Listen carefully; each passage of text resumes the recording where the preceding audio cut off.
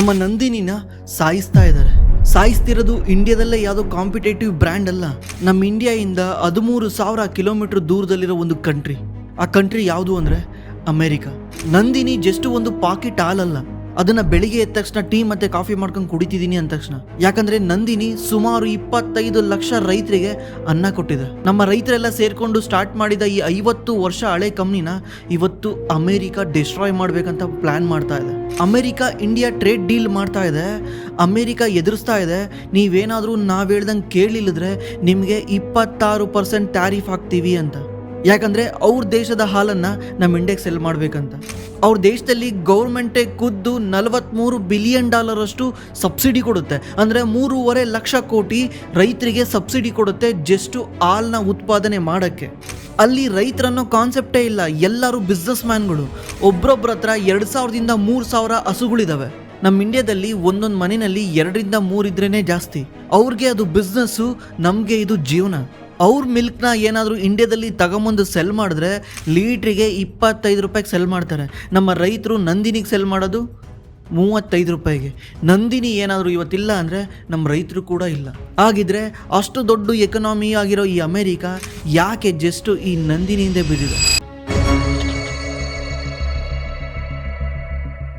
Recently India ಮತ್ತು America trade ಡೀಲ್ನ ಒಪ್ಕೊಂಡಿದ್ರು. Trade deal ಅಂದರೆ ವ್ಯಾಪಾರದ ನಡುವೆ ಆಗೋ ಡೀಲು. ಒಂದು ದೇಶದಿಂದ ಇನ್ನೊಂದು ದೇಶದ ನಡುವೆ ವ್ಯಾಪಾರ ಆಗುತ್ತಲ್ಲ, ಅದನ್ನು ಡೀಲ್ ಮಾಡ್ಕೊತಾರೆ.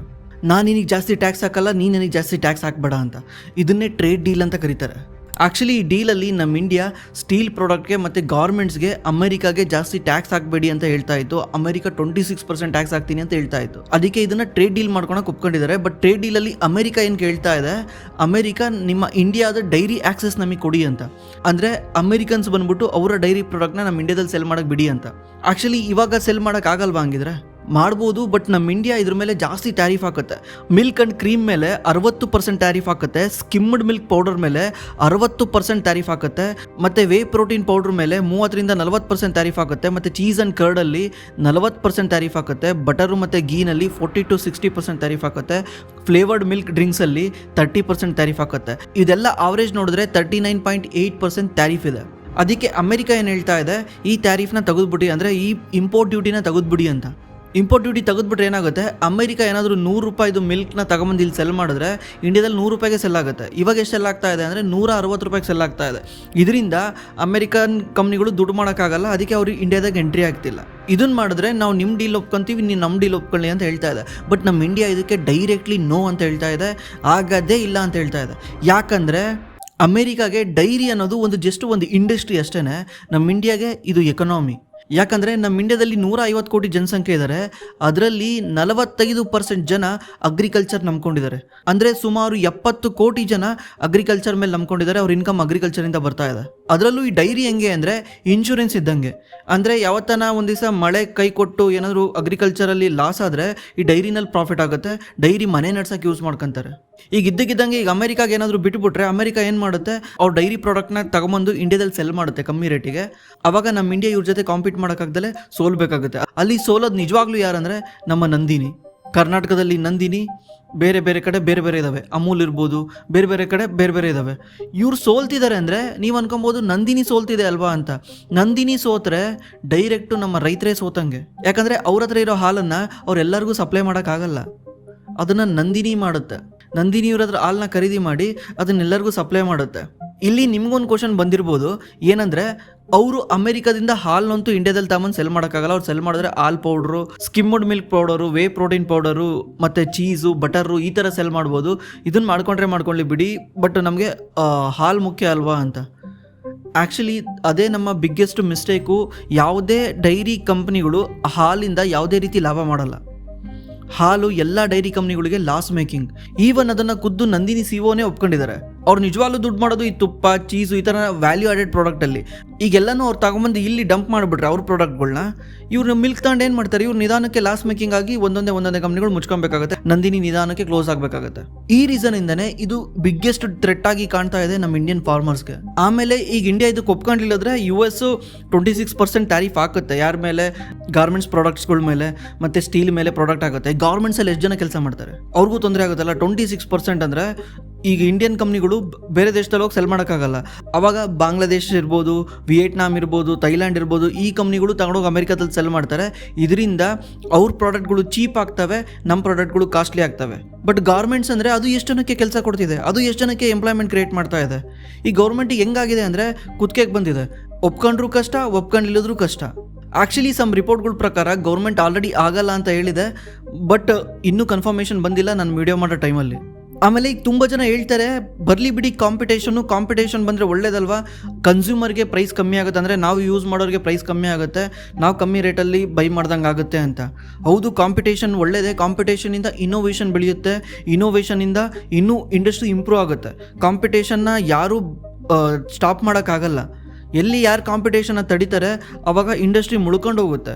ಕಾಂಪಿಟೇಷನ್ ಒಳ್ಳೇದೇ, ಆದರೆ ಯಾರ ಜೊತೆ ಕಾಂಪೀಟ್ ಮಾಡ್ತಿದ್ದೀರಾ? ಇವಾಗ ನಮ್ಮ ಇಂಡಿಯಾದಲ್ಲಿ ರೈತರು ಮಿಲ್ಕ್ನ ಪ್ರೊಡ್ಯೂಸ್ ಮಾಡೋಕ್ಕೆ ಅವ್ರಿಗೆ ಗೌರ್ಮೆಂಟ್ ಸ್ವಲ್ಪ ಸಬ್ಸಿಡಿ ಕೊಡುತ್ತೆ, ಸ್ವಲ್ಪ ಸಹಾಯ ಮಾಡುತ್ತೆ. ಅದೇ ಅಮೇರಿಕಾದಲ್ಲಿ ಇದು $43 ಬಿಲಿಯನ್ ಅಮೇರಿಕನ್ ಗೌರ್ಮೆಂಟು ಈ ಹೈನುಗಾರಿಕೆಗೆ ಸ್ಪೆಂಡ್ ಮಾಡುತ್ತೆ.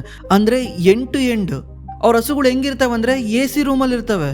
ಪ್ರತಿ ಒಂದಕ್ಕೂ ಗೌರ್ಮೆಂಟ್ ಸ್ಪೆಂಡ್ ಮಾಡುತ್ತೆ, ಮತ್ತು ಇನ್ಶೂರೆನ್ಸಿಗೆ ಹೆಲ್ಪ್ ಮಾಡುತ್ತೆ. ಅಲ್ಲಿ ಅವ್ರ ತಲೆನೇ ಕೆಡಿಸ್ಕೊಳಂಗಿರಲ್ಲ. ಇದರಿಂದ ಅವ್ರ ಕೈಯಿಂದ ಜಾಸ್ತಿ ಖರ್ಚು ಮಾಡಲ್ಲ, ಅದಕ್ಕೆ ಅಲ್ಲಿ ಮಿಲ್ಕ್ ಪ್ರೊಡಕ್ಷನ್ ಕಾಸ್ಟು ಕಮ್ಮಿ ಇದೆ.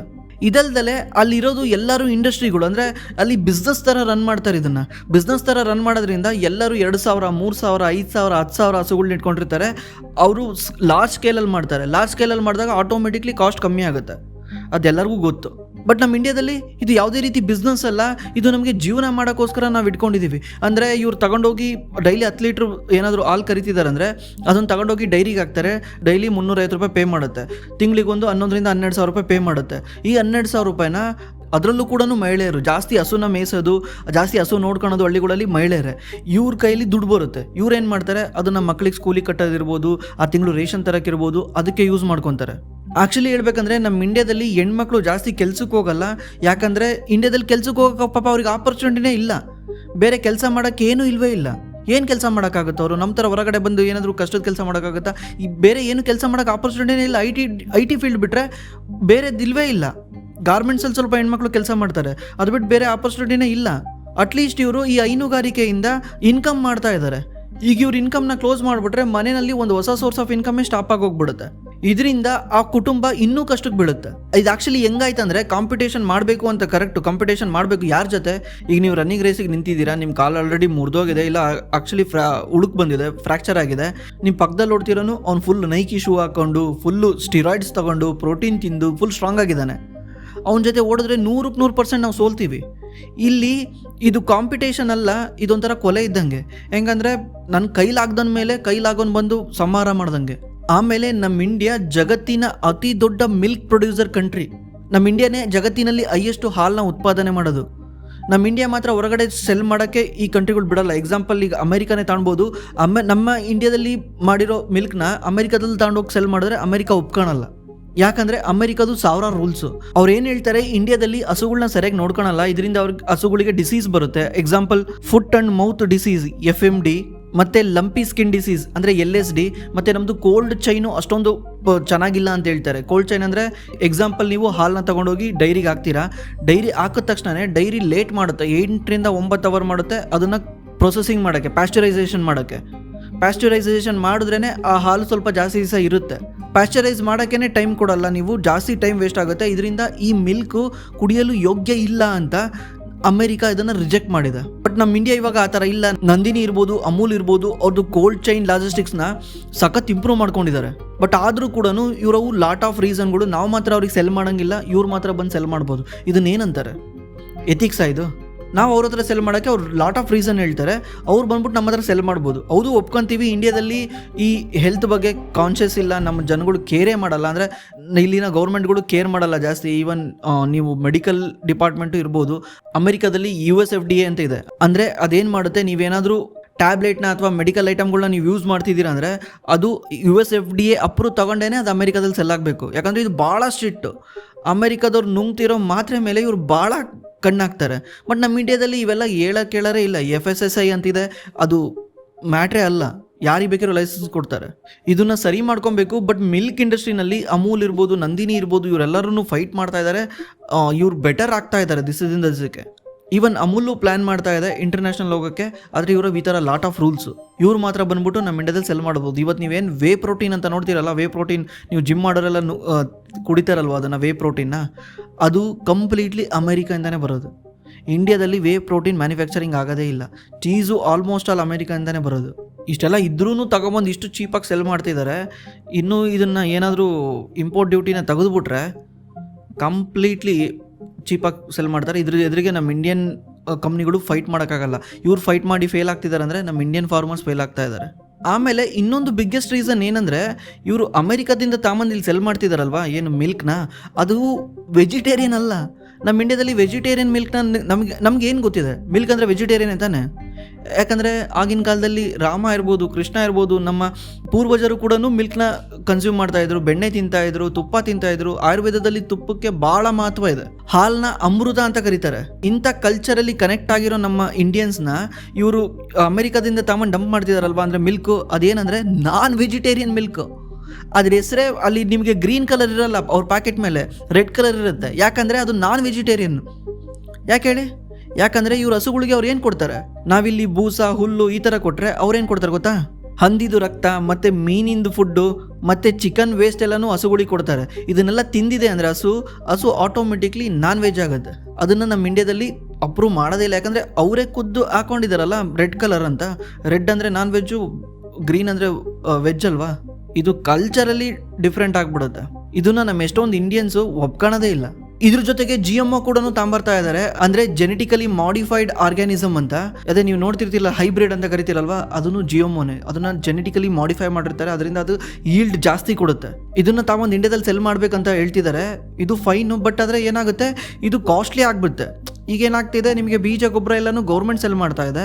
ನಾಳೆ ಬಂದ್ಬಿಟ್ಟು ಇವ್ರು ಹೇಳ್ತಿದೆ ಪ್ರೈವೇಟ್ ಕಂಪ್ನಿಗಳಿಗೆ ಬಿಡಿ ಅಂತ. ಪ್ರೈವೇಟ್ ಕಂಪ್ನಿಗಳು ಬಂದು ಸೆಲ್ ಮಾಡಿದ್ರೆ ಪ್ರೈಸಿಂಗ್ ಜಾಸ್ತಿ ಆದಾಗ ಪಾಪ ರೈತರು ಇದನ್ನು ಅಫೋರ್ಡ್ ಮಾಡೋದು ಕಷ್ಟ ಆಗುತ್ತೆ.